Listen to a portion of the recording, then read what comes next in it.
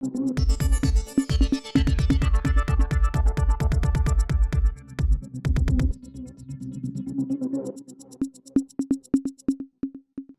இது news focus Tamil. இன்றைக்கு நம்முடன் அரசியல் பேச திராவிட இயக்க சிந்தனையாளர் திரு வல்லம் பஷீர் அவர்கள் இணைந்திருக்கிறார். சார் வணக்கம். வணக்கம். இந்திய அரசியல்ல தற்போதைக்கு ஒரு முக்கியமான பேசுபடு பொருள் அப்படின்னு பார்க்கும் பொழுது, சுதந்திர நாள் உரையில பிரதமர் மோடி ஆற்றிய உரை, அவங்க ஆற்றிய உரையிலிருந்து தான் அந்த சர்ச்சைகள் ஆரம்பிக்குது. அதை ஒட்டி அதற்கு முந்தின நாள் இந்திய பிரிவினை குறித்து இந்தியாவின் ஜனாதிபதி திரௌபதி முர்மு அவர்கள் தெரிவிச்ச ஒரு காட்டமான கருத்து, பிரிவினையின் போது நடந்த கொடூரங்களை நம்ம மறக்க கூடாது, நினைவுல வச்சுக்கணும்னு சொல்ற ஒரு மெசேஜா இருக்கட்டும், அதை ஒட்டி ஆளுநர்கள் பேசுற ஒரு கருத்து, பிரதமர் மோடி தெரிவிக்கக்கூடிய உரை, இந்த விஷயத்துல இருந்து இந்தியாவோட அடுத்த கட்ட அரசியல் நகருதா அப்படிங்கிற விஷயத்த பார்க்க வேண்டியதா இருக்கு. இந்த சீரியஸான சப்ஜெக்ட் நீங்க எப்படி பாக்குறீங்க? இல்ல, இந்த பார்ட்டிஷன் டே என்று இவர்கள் ஆகஸ்ட் 14ஆம் தேதி கடைபிடிப்பதே ஒரு உள்நோக்கம் கொண்ட அஜெண்டா என்றுதான் நான் பார்க்கிறேன். காரணம், ஏறக்குறைய 70 ஆண்டுகள் கடந்து விட்டது பாகிஸ்தான் நம்மிடம் இருந்து பிரிந்து. இந்த 70 ஆண்டுகளாக நீங்கள் இந்த பார்ட்டிஷன் டே என்கிற இந்த நாளை, பிரிவினை நாளை எப்படி எடுத்துக்கொண்டீர்கள்? அதை அரசு எப்படி அணுகியது? அந்த நாளில் தலைவர்களுடைய உரை எத்தகைய உரையாக அமைந்தது என்பதையெல்லாம் நீங்கள் கணக்கிட்டுக் கொள்ள வேண்டும். இதுவரை வரலாற்றில் இல்லாத அளவுக்கு இந்த முறை ஒரு முக்கியத்துவம். நாட்டில் மட்டுமல்ல, நாட்டுக்கு வெளியில் இருக்கக்கூடிய இந்திய தூதரகங்களுக்கும் அந்த தகவல் அனுப்பப்பட்டு, இந்திய தூதரகங்களிலும் இந்த பார்ட்டிஷன் டே என்று ஒரு நாள் நாங்கள் கடைபிடிக்கிறோம், நாங்கள் ரத்தம் சிந்தியதை நினைவு கூறுகிறோம் என்று சொல்கிறார்கள். நீங்க ஒரு வெயிட்டேஜ் ஆகஸ்ட் 15க்கு குறைப்பதற்கான ஒரு பணியை செய்கிறீர்கள் என்றுதான் புரிந்து கொள்ள வேண்டியிருக்கிறது முதற்கட்டமாக. என்ன சொன்னா, ரத்தம் சிந்தி பெற்றது சுதந்திரம், அது ஆகஸ்ட் 15. அந்த ஆகஸ்ட் 15 நீங்கள் வைத்துக் கொண்டு ஆகஸ்ட் 14ஆம் தேதி நாங்கள் செய்த தியாகத்தை நாங்கள் நினைவு கூறுகிறோம், நாங்கள் சிந்திய ரத்தத்தை நாங்கள் நினைவு கூறுகிறோம் என்று சொல்வதன் மூலமாக சுதந்திர தினத்துக்கு கிடைக்க வேண்டிய முக்கியத்துவத்தை குறைப்பதற்காக ஒரு அஜெண்டாவோடு இயங்குகிறார்களோ என்கிற பார்வையும் ஒரு புறத்தில் இருக்கிறது. இன்னொரு புறம், பாகிஸ்தான் தனிநாடானது நாங்கள் பிரிவினை நாளை கடைபிடிக்கிறோம் என்று சொல்வதன் மூலமாக என்ன சொல்ல விரும்புகிறீர்கள்? நீங்கள் மத சிறுபான்மையினர் இங்கிருந்து தனிநாடு கேட்டு போய்விட்டார்கள், இங்க இருக்கக்கூடியவர்கள் சிறுபான்மையினராகவே இருக்கிறார்கள், அவர்களுக்கு தனிநாடு ஏற்கனவே கொடுக்கப்பட்டு அவர்களால் இங்கே பல உயிர் பலிகள் நடந்தது என்பதை வேறு ஒரு கோணத்தில் உங்களுடைய அரசியல் லாப கணக்குக்காக நீங்கள் அதை கடைபிடிக்கிறீர்கள் என்றுதான் புரிந்து கொள்ள வேண்டியிருக்கிறது. அதுதான் முதல் நோக்கமே. எப்படி டிசம்பர் 6 அண்ணல் பாபா சாஹேப் அம்பேத்கரினுடைய பிறந்த நாள் என்பது இன்றைக்கு மறக்கடிக்கப்பட்டு பாபர் மசூதி இடிக்கப்பட்ட நாள் என்கிற அந்த செய்திதான் பலருக்கு சென்று சேர்ந்திருக்கிறதோ, அதுபோல ஆகஸ்ட் 15 என்பதை மறைத்துவிட்டு ஆகஸ்ட் 14 ரத்தம் சிந்திய நாள், பார்ட்டிஷன் டே, பிரிவினைக்கான நாள், அந்த நாளில் பல முஸ்லிம்கள் சேர்ந்து இந்துக்களை கொலை செய்தார்கள் என்பது போன்ற ஒரு தோற்றத்தை ஏற்படுத்துவதற்கு இந்த அரசு முயற்சிக்கிறது. இது ஒரு பேராபத்தை ஏற்படுத்தக்கூடிய அஜெண்டா என்றுதான் நான் புரிந்து கொள்கிறேன். காரணம், இங்கிருந்து போனவர்கள் முஸ்லிம்களாக இருக்கலாம், ஆனால் நீங்கள் போனதற்கு பிறகும் நாங்கள் இந்தியாவோடு தான் இருக்க விரும்புகிறோம்னு சொன்ன லட்சக்கணக்கான முஸ்லிம்கள் இங்கே இந்தியர்களாகத்தானே இருக்கிறார்கள். இந்தியாவினுடைய சுதந்திரத்துக்கு அவர்கள் செய்திருக்கிற தியாகங்களையும் நீங்கள் கணக்கில் கொண்டுதானே இந்தியாவினுடைய சுதந்திரத்தை வரவு வைத்துக் கொள்ள வேண்டியிருக்கிறது, வரலாறு எழுத வேண்டியிருக்கிறது. இதையெல்லாம் ஒரு புறத்திலே நீங்கள் ஒதுக்கி வைத்துவிட்டு, ஏதோ இந்துக்களுக்கு மட்டும்தான் இந்த நாடு சொந்தம் என்பதை போல, முஸ்லிம்களுக்கு தனிநாடு பிரித்து கொடுத்து விட்டோம், அதற்காக பலர் உயிர் தியாகம் செய்தார்கள் என்று சொன்னால், சுதந்திர போராட்டத்திற்காக முஸ்லிம்கள் உயிர் தியாகம் செய்யவில்லையா? முஸ்லிம்கள் மடிந்து போகவில்லையா? முஸ்லிம்கள் சுதந்திர போராட்ட களத்தில் நிற்கவில்லையா? எனக்கு நன்றாக நினைவு இருக்கிறது, நாம் நியூஸ் தமிழ் போக்கஸ் வாயிலாகவே ஏற்கனவே பேசினோம். இந்திய சுதந்திர போராட்டத்துக்கு இஸ்லாமியர்களுடைய பங்களிப்பு என்ன, காயிதே மில்லத் என்ன செய்தார், ஜமால் முகமது என்ன செய்தார் என்கிற செய்தியெல்லாம் நாம் பேசினோம். அத்தகைய தியாக வரலாறுகள் எல்லாம் முஸ்லிம்களுக்கும் இருக்கிறது. நாம் தமிழ்நாடு குறித்து மட்டும் பேச வேண்டியதில்லை. ஒட்டுமொத்தமாக முதலில் சுதந்திர போராட்ட களத்தையே கட்டமைத்து அதில் ஒரு மாபெரும் புரட்சியை ஏற்படுத்திய திப்பு சுல்தானையும் நாம் இந்த நேரத்தில் நினைத்து பார்க்க வேண்டியிருக்கிறது. இப்படிப்பட்ட வரலாறுகளை எல்லாம் உள்ளடக்கி இருக்கிற போது, ஏதோ திட்டமிட்டு முஸ்லிம்கள் இந்த பார்ட்டிஷனுக்காக, இந்த பிரிவினைக்காக ஒரு படுகொலைகளை நிகழ்த்தினார்கள் என்பதை போன்ற ஒரு தோற்றத்தை ஏற்படுத்துவது இப்ப சமீப காலமாக முனைமழுங்கி போயிருக்கக்கூடிய மத சிறுபான்மையினருக்கு எதிரான அரசியலை கூறுதிட்டுவதற்கு இப்ப RSS வைக்கக்கூடிய பிரதான குற்றச்சாட்டு என்னன்னா, மோடி 300க்கும் மேற்பட்ட இடங்களில் இருந்து 250ற்கு கீழான இடங்களுக்கு வந்து சேர்ந்திருக்கிறார். அறுதி பெரும்பான்மை கிடைக்கவில்லை. அதை அவர்கள் அரசியலாக பார்த்தால் பிரச்சனை இல்லை. அரசியல் பார்வை அவர்களிடத்தில் இல்லை. மாறாக அவர்கள் என்ன நினைக்கிறார்கள் என்று சொன்னால், முஸ்லிம்களுக்கு எதிரான பேச்சுக்களை அதிகப்படுத்தவில்லை, அந்த பிரச்சாரத்தை வேகப்படுத்தவில்லை, அந்த செயல்களை இன்னும் அதிகரிக்கவில்லை. அதனுடைய வெளிப்பாடுதான் இந்துக்களை உணர்ச்சி வயப்பட்ட வாக்காளர்களாக மாற்ற முடியாமல் அந்த வாக்குகள் சிதறி போனது என்று RSS கருதுகிறது. அதை மோடி இப்போது நீங்கள் சொல்வதும் சரிதான், நான் பாருங்கள் விட்டுவிடவில்லை என்பதை உறுதியாக பிடித்து வைத்திருக்கிறேன் என்பதை இந்த நாளில் இப்படிப்பட்ட ஒரு தினமாக கடைபிடித்து அதை பதிலாக சொல்கிறார் என்றும் பார்க்க வேண்டியிருக்கிறது. இப்படி பல கோணங்களில் இந்த சம்பவங்களை உணர்ந்து பார்க்கிற பொழுது இது தேவையற்ற ஒன்றுதான். எந்த நேரத்தில் நீங்கள் எதை செய்ய வேண்டுமோ அந்த நேரத்தில் நீங்கள் அதை செய்யுங்கள். இது சம்பந்தமே இல்லாத ஒன்று. திடீரென மிசா குறித்து பேசுவதும், திடீரென எமர்ஜென்சி காலத்தில் அடக்குமுறைகள் குறித்து பேசுவதும், திடீரென இந்த பிரிவினை குறித்தெல்லாம் பேசுவது என்பது கடந்து வந்திருக்கிற பாதையை மீளாய்வு செய்வதல்ல. கடந்து வந்திருக்கிற பாதையில் ஏற்பட்டிருக்கிற காயங்களை வைத்துக் கொண்டு அரசியல் லாபம் பெறுவது என்பது ஒரு பிரதமருக்கு, ஒரு ஒன்றிய அரசுக்கு அழகல்ல. அது ஒன்றிய அரசுக்கு எந்த விதத்திலும் நன்மை பயக்காது. இப்ப நீங்க அந்த நாளை கொண்டாடிட்டீங்க, இந்த நாள்ல உயிர் தியாகம் செய்தவர்கள் எல்லாம் நினைவு கூர்ந்துட்டீங்க, அதனால என்ன பெரிய பலன் கிடைச்சிருச்சு, நீங்க என்ன கில்ட்டி ஃபீலிங்கை இஸ்லாமியர்களிடத்துல உருவாக்கிட்டீங்க, அதெல்லாம் ஒண்ணும் இல்லையே. அதனால என்ன நடந்துச்சு அப்படின்ற ஒரு கேள்வி வைக்கிறீங்க. அதனால எந்த விதமான அறுவடையும் கிடைக்காம தான் அதை திரும்ப திரும்ப அரசியல் பயன்படுத்திட்டே இருக்காங்களா? இது ஒரு கூறு திட்டுகிற வேலைதான். நீங்க பலன் அளிக்குமா அளிக்கவில்லையா என்பதை பின்னாளில் தான் நாம பார்க்க வேண்டியிருக்கிறது. ஒண்ணுமில்ல, மோடி 140க்கும் அதிகமான தேர்தல் பிரச்சார கூட்டங்களை பேசினார். ஹியூமன் ரைட்ஸினுடைய ஒரு தன்னார்வ அமைப்பு என்ன சொல்கிறார்கள், 140க்கும் மேற்பட்ட கூட்டங்களை பேசிய மோடி 103 கூட்டங்களில் நேரடியாக இஸ்லாமியர்களை தாக்கினார்னு ஒரு அறிக்கை வந்திருக்கு சமீபத்துல. நீங்க அதை கவனிச்சு பார்க்கணும். அப்போ 103 கூட்டங்களுக்கு அதிகமாக நேரடியாக இஸ்லாமியர்களை தாக்குகிற ஒரு பேச்சு பயன் தரவில்லை என்றுதானே நீங்கள் இந்த தேர்தலில் பார்க்கணும். பயன் கொடுத்திருந்தா முன்பை விட கூடுதலான இடங்கள் பெற்றிருக்கணும்ல சார். வாக்கு அறுவடை செய்ய வேண்டும் என்பதுதானே நோக்கம். இஸ்லாமியர்களை காட்டி, மத சிறுபான்மையினர்களை காட்டி இந்துக்களினுடைய வாக்கை ஒருமுகப்படுத்தணும். மத சிறுபான்மையினரை அச்சுறுத்தலுக்கு உள்ளாக்கி அதன் மூலமாக வாக்கு அறுவடை செய்யணும். இதுதானே தேர்தல் பிரச்சாரத்தில் மோடி இந்த பேச்சுக்களை பேசியதனுடைய நோக்கம். அது என்ன பலன் கொடுத்துச்சுன்னு நீங்க நினைக்கிறீங்க? பலன் அளிக்கல. ஆனாலும் அவர் பேசினாரு. எதற்காக என்று சொன்னால், நாங்கள் எங்களுடைய கோட்பாட்டில் சரியாக இருக்கிறோம் என்று தங்களை தக்க வைத்துக் கொள்வதற்காக சில யுக்திகளை கையில் எடுக்க வேண்டிய கட்டாயம் எப்போதும் தலைமைக்கு வரும். அந்த மாதிரியான கட்டாயம் தான் இப்ப வந்திருக்கு. RSS-இனுடைய அஜெண்டாவில் இருந்து தடம் மாறுகிறார் மோடி என்று RSS கருதுகிறது. RSS-க்கு அதிகார ரீதியாக சவால் விடுக்கிறாரே தவிர மோடி சித்தாந்தத்திலிருந்து நான் வலுவிழந்து விட்டேன் என்று எப்போதும் மோடி தன்னை காட்டிக் கொண்டதும் இல்லை, அந்த செயல்களை செய்ததும் இல்லை.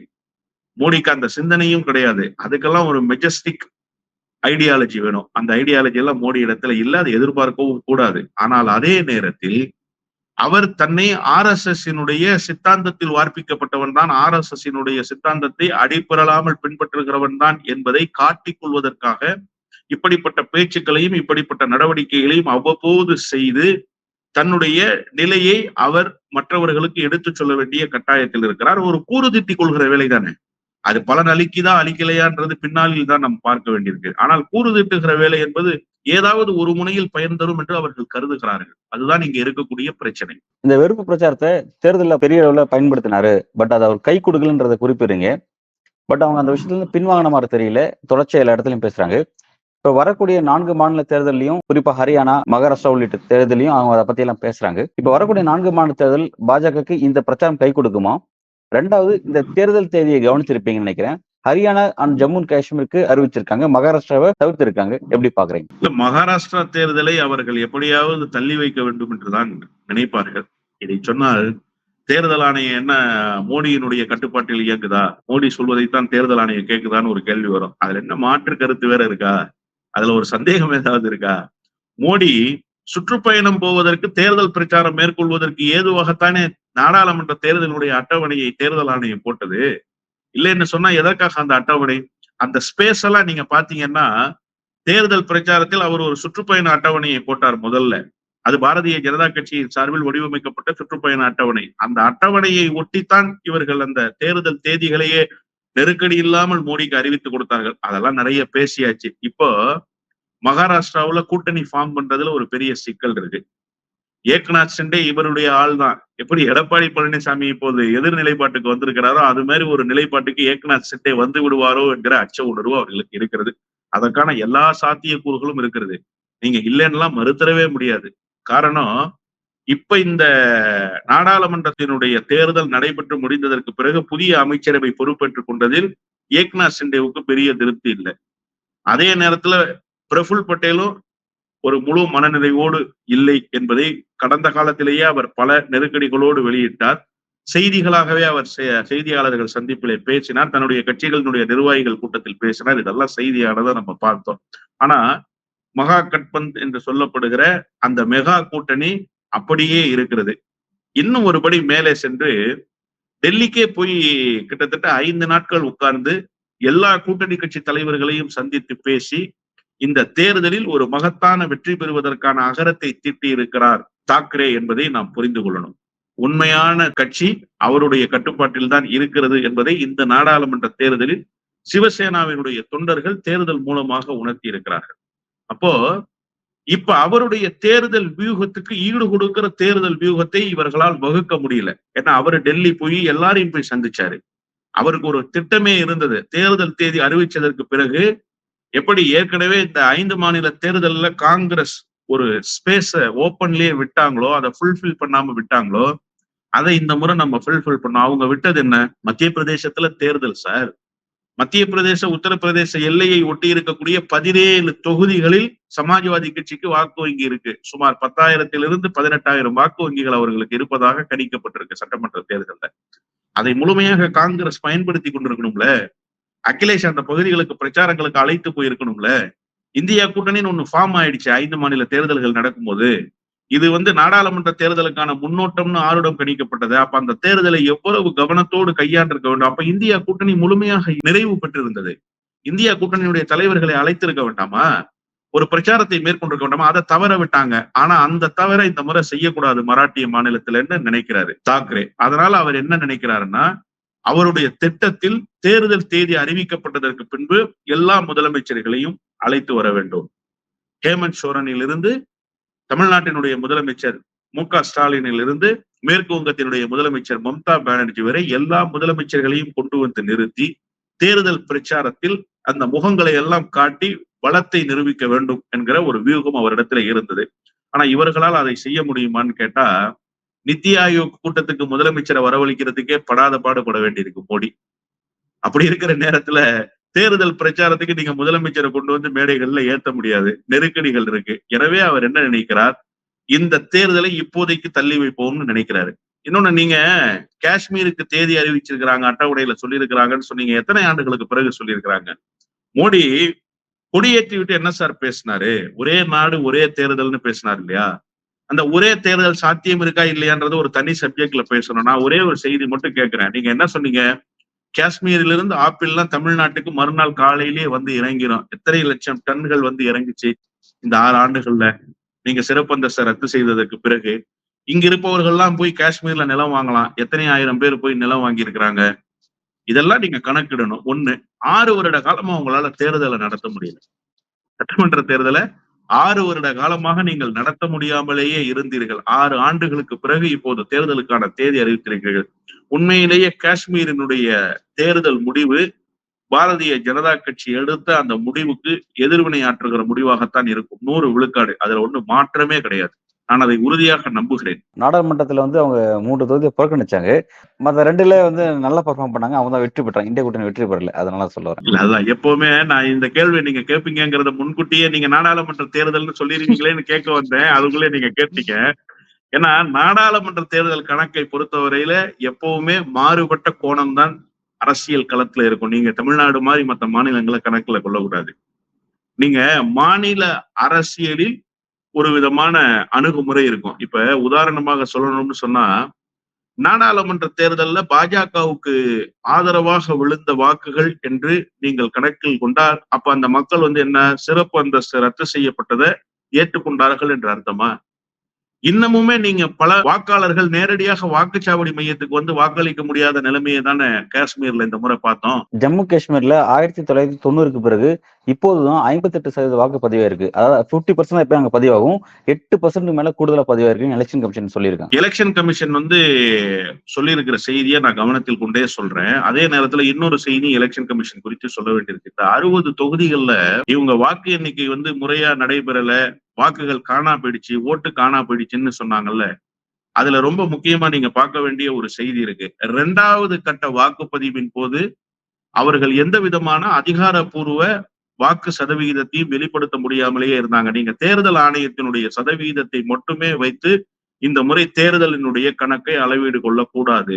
காரணம் என்ன அப்படின்னு கேட்டா, தேர்தல் ஆணையம் முழுமையான ஒரு கணக்கெடுப்பை வெளியிட முடியாமல் இந்த தேர்தலில் தடுமாறியது. இதுதான் முதல் முறை. 2ஆம் கட்ட தேர்தலில் அதிகாரப்பூர்வமா எத்தனை சதவீத வாக்கு பதிவுன்னு அவர்களால் ஆதாரப்பூர்வமாக அறிவிக்க முடிந்ததா? எவ்வளவு தடுமாற்றம் இருந்தது? ஒன்று. இப்ப நீங்க தமிழ்நாட்டுல லட்சக்கணக்கான வாக்குகள் வித்தியாசத்துல வெற்றி. அதனால நீங்க வந்து பெரிய அளவுல இந்த விஷயத்த கையில் எடுக்கல. இப்ப திருவள்ளூர் மாவட்டத்திலேயே எத்தனை பிரச்சனைகள் இருந்தது. திருவள்ளூர் நாடாளுமன்ற தொகுதியில் அவர் தான் அதிகமான ஓட்டுல ஜெயிச்சாரு. அதனால பிரச்சனை இல்லைன்றதுனால விட்டுட்டாங்க. இதுவே ஒரு சில ஆயிரம் வாக்குகளில் வெற்றி தோல்வி இருந்திருந்தால் அது எவ்வளவு பெரிய பிரச்சனையாக மாறியிருக்கும். எனவே இவர்கள் வந்து இந்த சதவீத கணக்குகளை வெளியிடுகிறார்களோ, நிச்சயமாக இருந்திருக்கும். ஆனா பல இடங்களில் கட்டுப்பாடுகள் இருந்தது என்பதை தேசிய ஊடகங்கள் எல்லாம் வெளிச்சம் போட்டு காட்டின. பல வாக்காளர்கள் வாக்குப்பதிவுக்கு வர முடியாம போறாங்க. வாக்குப்பதிவுக்கு வருவதில் இடர்பாடுகள் இருக்கு. அவர்களை வாக்குச்சாவடி மையங்களுக்கு வரவிடாமல் அச்சுறுத்துகிற வேலையை அங்க இருப்பவர்கள் செய்கிறார்கள் என்கிற செய்தியெல்லாம் மறுநாள் காலையிலே வந்தது. அது குறித்து வாய் திறக்கவே இல்லையே. இப்ப இதெல்லாம் சட்டமன்ற தேர்தலுக்கு வராதான்னு நீங்க கேட்கலாம். நிச்சயமாக சட்டமன்ற தேர்தலுக்கு வராது. ஏன்னா சட்டமன்ற தேர்தலினுடைய நடத்தை விதிமுறைகள் என்பது வேறு மாதிரியாக மாநிலத்தில் இருக்கும். அப்ப மாநிலத்தினுடைய போர்ஸ் அங்க முழுமையாக பயன்படுத்தப்படும். நிச்சயமாக பாரதிய ஜனதா கட்சிக்கு எதிரான ஒரு நிலைப்பாடு இந்த தேர்தலில் காஷ்மீர், ஜம்மு மாநிலங்களில் எழும் என்றுதான் நான் புரிந்து கொள்கிறேன். தேர்தல் முடிவுகள் அதை உணர்த்தும். இப்ப நீங்க சொல்ற கால்குலேஷன்ஸ் எப்படியும் பாஜக போட்டிருப்பாங்க. அவங்க போட்டு பார்த்தா வந்து ஜம்மு காஷ்மீருக்கு எலெக்ஷன் அறிவிப்பாங்கன்ற யாரும் எதிர்பார்க்கல. ஏன்னா வந்து அங்க வந்து தீவிரவாத தாக்குதல் தொடர்ச்சி நடந்துட்டு இருக்கு. அதனால வந்து இதை காரணமாக காமிச்சு எலெக்ஷன் தள்ளி வைக்கிறதுக்கான வாய்ப்பு இருக்குன்னு சொல்லி எதிர்பார்த்தாங்க அரசியல் விமர்சகர்கள். ஆனா மகாராஷ்டிரா எலெக்ஷன் தான் ஃபர்ஸ்ட் எதிர்பார்த்தாங்க. பட் இங்க இல்லாம அங்க நகர்ந்திருக்கு அப்படின்னும் போது அப்ப இந்த அளவுக்கு நகர்த்துறாங்க அப்படின்னா நீங்க சொல்லக்கூடிய எல்லா பிளஸ் ஆர் மைனஸ் கணக்கு போட்டு தானே பார்த்திருப்பாங்க. இல்ல, அவங்களுக்கு நாடாளுமன்ற தேர்தலுடைய கணக்கீடே எப்போதும் கணக்கில் இருக்கும் என்றுதான் நான் புரிந்து கொள்றேன். காரணம், அவங்க மகாராஷ்டிரா மாநிலத்தில் தேர்தல் வியூகங்களை வகுக்க முடியாமல் தடுமாறுகிறார்கள். ஆனால் காஷ்மீர்ல அப்படி இல்லை. தேர்தல் வியூகம் வகுக்க முடியாம ஏதாவது பெரிய தடுமாற்றம் இருக்கா? ஹுரியத் மாநாட்டு கட்சி ஏதாவது ஒரு பெரிய நெருக்கடி கொடுத்துருவாங்கன்னு அவங்க எதிர்பார்க்கிறாங்களா? இல்ல ஃபருக் அப்துல்லா வேற மாதிரி ஏதாவது ஒரு பொலிட்டிக்கல் ஸ்டாண்ட் எடுக்க போறாரு, அங்க ஒரு வைப்ரண்டான தேர்தல் களம் மாறிடும் அப்படின்னா அதெல்லாம் ஒண்ணும் இல்லை. அதனால அவங்க வந்து கோயிங் ஸ்டடி கான்செப்ட்ல இந்த தேர்தலை அணுக முடியும் என்று உறுதியாக அவர்கள் நம்புகிறார்கள். இப்ப நம்ம சொல்றதுமே கூட அந்த மக்களினுடைய மனநிலையில் இருந்து அந்த மக்கள் இந்த நேரத்தில் ஒரு முழுமையான எதிர்ப்பை பதிவு செய்து விட வேண்டும். மாநில அரசு எந்த கட்டத்திலும் பாஜகவினுடைய கட்டுப்பாட்டில் இருக்கக்கூடாது, பாஜகவினுடைய அரசாக இருக்கக்கூடாது. அப்படி இருந்து விட்டால் இன்னும் அடக்குமுறைகளும் ஒடுக்குமுறைகளும் கூடுதலாகிவிடும். இந்த மாநிலத்தினுடைய சுதந்திர காற்றை சுவாசிக்க முடியாமலேயே முழுமையாக தடை விதிக்கப்பட்டுருவோங்கிற ஒரு அச்ச உணர்வுக்கு வருவாங்க. அதை அடிப்படையாக கொண்டுதான் நம்ம பேச வேண்டி இருக்கே தவிர, மற்றபடி தேர்தல் வியூகம் வகுக்க முடியாம பாரதிய ஜனதா கட்சிக்கு பின்னடைவுலாம் இல்லை. எப்படி தமிழ்நாட்டுல வெற்றியோ தோல்வியோ தேர்தல் வியூகம் முறையாக வகுக்கப்பட்டு அவங்க சில வேட்பாளர்களை எல்லாம் முறையாக தேர்வு செஞ்சு தேர்தல் களத்துக்கு பக்கா செட்டப்போட வந்தாங்களோ, அதே செட்டப்போடு இப்ப வர்றதுக்கு காஷ்மீர் தேர்தலுக்கு தயாராகி இருப்பார்கள். அதற்கான பணிகளை துவங்கி இருப்பார்கள். இன்னும் சொல்ல போனா எனக்கு தெரிஞ்சு ஜே.பி. நட்டா முதல் அறிவிப்பையே காஷ்மீருக்கு தான் வெளியிட்டார். அவருடைய பதவி காலம் முடிய போது எக்ஸ்டென்ஷன் கொடுக்க கூடாதுன்னு கட்சிக்குள்ள ஒரு குரல் இருக்கு. ஆனாலும் அவர் சட்டமன்ற தேர்தல்கள் வரப்போகிற மாநிலங்களுக்கெல்லாம் தேர்தல் பொறுப்பாளர்களை நியமிச்சார். முதல்ல அறிவிப்பு காஷ்மீருக்கு தான் அவர் வெளியிட்டார். அப்போ அந்த களத்தை சந்திப்பதற்கான பணிகளை அவர்கள் துவங்கி விட்டார்கள். அதற்கான பூர்வாங்க பணிகள் அவர்களிடத்தில் துவங்கி விட்டது. அதை சந்திப்பதற்கான எல்லா விதமான முயற்சிகளும் முடுக்கிவிடப்பட்டிருக்கிறது என்பதைத்தான் அந்த அறிவிப்பின் மூலமாக புரிந்து கொள்ளப்படுகிறது. தேர்தல் களத்தை சந்திக்கிறதுல பின்னடைவு இல்லை. மகாராஷ்டிராவுல தேர்தல் களத்தை சந்திக்கிறதுலேயே பின்னடைவு இருந்தது.